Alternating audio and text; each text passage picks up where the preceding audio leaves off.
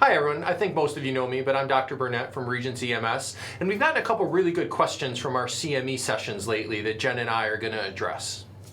Thank you, Dr. Burnett.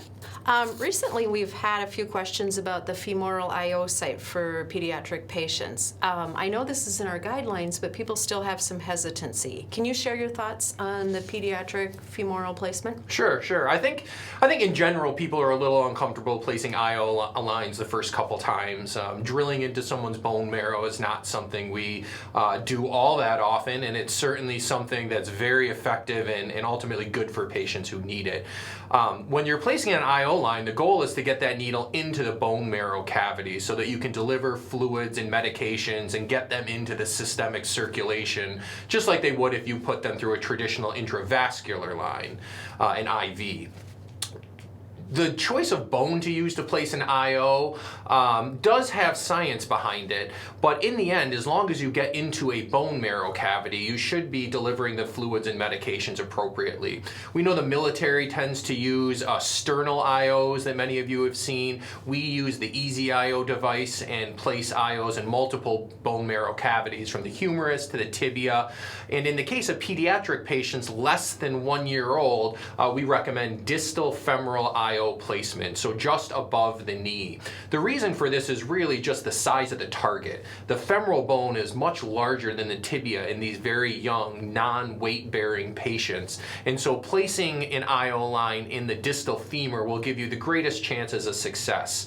We're not placing these lines to give a dose of penicillin for strep throat or anything minor. We're placing them in critically ill situations to save patients' lives. And so getting that access on the first attempt so that you can give those life-saving medications is paramount.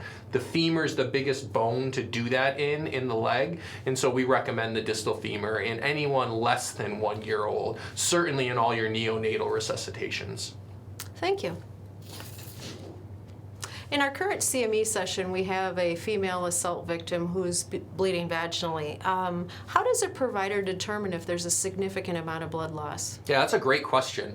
This is applicable in the hospital as well as pre-hospital, and it can be really challenging. There's no good way to visually tell how much blood is on the floor.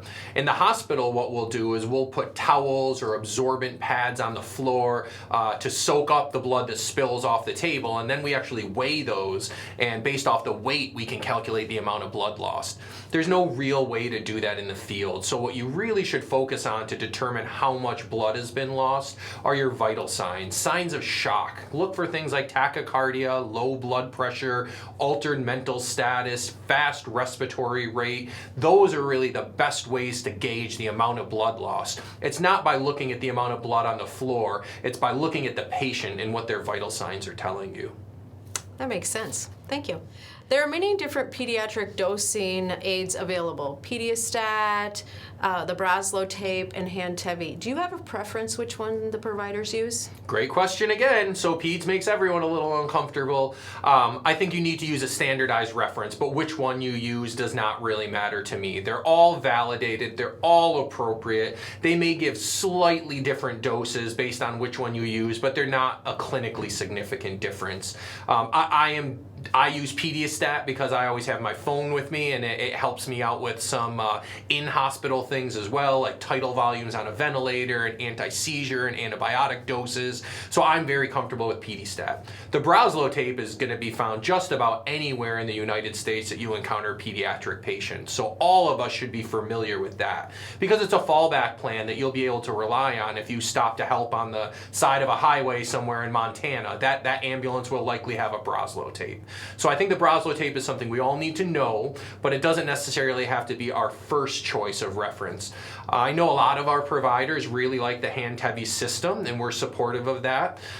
There are also some reference books that you'll find at different emergency rooms that are published by children's hospitals or other hospitals, which are not applicable to EMS. They're sort of cumbersome, but again, they're an appropriate reference source. So of the reference sources we authorize, I think you just need to find the one you are most comfortable with. You need to know how to use that reference, but I think we all should be preliminarily familiar with the Braslo tape and know how to use that too, because it really is pervasive throughout the American healthcare landscape. Thank you.